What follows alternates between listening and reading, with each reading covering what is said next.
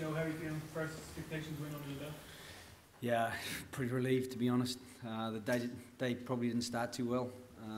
Phone call at 8 o'clock this morning to say that Paul O'Connell had a chest infection and had been awake most of the night. So he was ruled out, and Dan Tui came into the starting lineup and Ian Henderson onto the bench. So yeah, I think it's a real credit to those two guys the way they adapted quickly, and it's a real relief to me that the game's over and done with, and we managed to get the win on the board.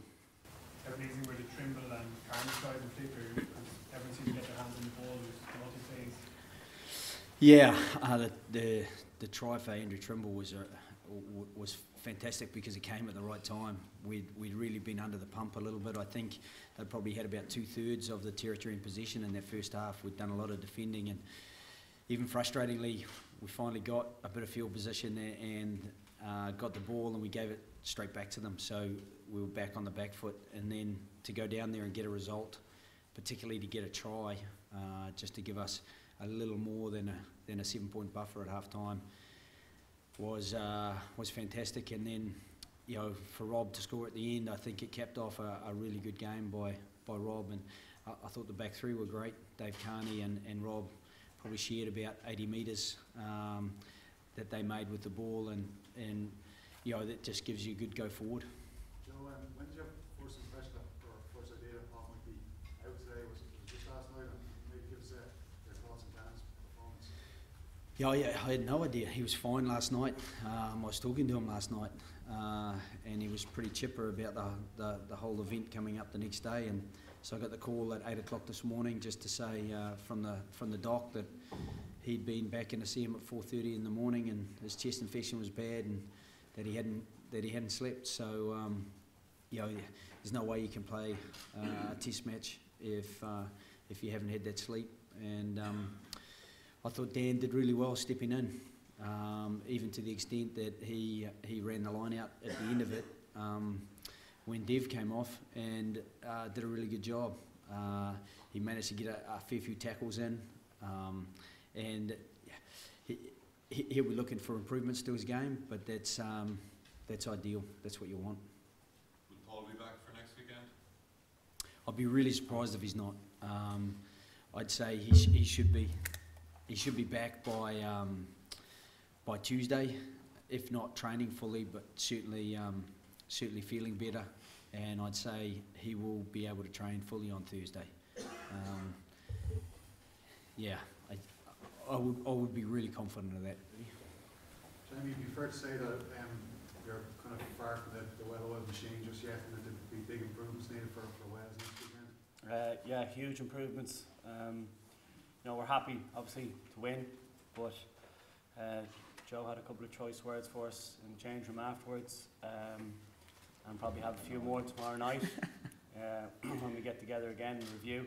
The poor analysts are going to be working all night, won't see the Super Bowl tonight.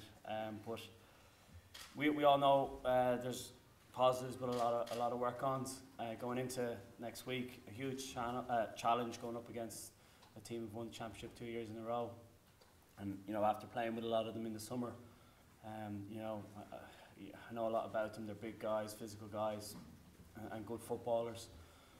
So massive challenge. But right now, to be honest, we're just, you know, with the 6-day turnaround, kind of park that, bit of time off this evening, recover, relax, you know, get the body right tomorrow, and we meet up tomorrow night, try and get some work in and hit the ground running. How disruptive was Paul's absence, and how important would it be, having no disrespect to Dan, but it'd be important to have him back against Wales next week? Yeah, you know, Joe interrupted my lovely omelette this morning to tell me the news, and you know, it was a bit of a shock because again, you know, we'd walked through lineouts at about 7 o'clock last night, and Paul was absolutely fine. So it was a big shock to us, but you know, the standard that we have in the squad, just like what Joe said, you know, Dan stepped in, Hendy came onto the bench, you know, Reese came in as extra cover just in case then, and everyone just slotted in. Everyone knew their role from during the week, and everyone knew their work from about Friday, you know, kind of after our day off on Thursday from Friday on, and we just parked it. And then it was, you know, Paul had given us really good, you know, direction during the week about, you know, we have the knowledge now, just in those little actions, you know, kind of showing that intensity and passion about playing for Ireland. And that came out, you know, but it was obviously a big shame to a character like Paul, a massive leader, an unbelievable teammate, and then an unbelievable footballer as well, to lose out on a player like that. But credit to Dan, who came in, I thought had a really, really good game, an amazing game, and you know, put his hand up and gives Joe an extra headache, which is a good headache. And then Paul, you know, he'll be back in the fray come Monday evening or Tuesday, and hopefully we'll be going well during the week. Are there any other knocks today, Joe? No, nothing substantial. There's a few bumps and bruises. Rob Carney got a bit of a shot in the lead up to Andrew Trimble's try. He was a little bit exposed after making that pass. So there was a few kind of bumps, but nothing substantial, and the replacements were purely tactical or purely to give guys opportunity, really. Joe, in the run-up to this game, both yourself and Paul O'Connell and the rest of the Irish camp were very complimentary about Scotland. In fact, Paul told me on Friday this was the best Scotland team he believed in years.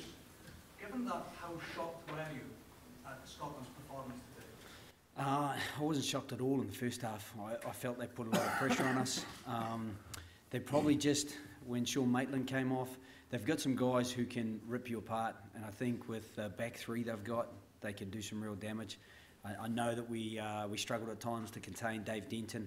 He's a very strong carrier for them, and they did get some space in behind a few times. Even at the start of the second half, they got the ball in behind us, and Dave Carney got taken into touch, and we felt that that Duncan Weir would offer that. So, you know, there are a number of aspects that they delivered exactly what we expected, and it was quality. There were a few other things that they did exceptionally well. I felt a couple of times in that first half when we carried the ball and they just counter-rucked and blew us off the ball, and so they brought a real physicality as well, and that wasn't a shock to us. We were just disappointed that we didn't withstand those couple of counter-rucks where they blew us off the ball. So maybe in the second half, when we started to get a flow of possession, they did drop off a few tackles and allowed us a little bit of space in behind them, and thankfully we managed to capitalise on that a couple of times.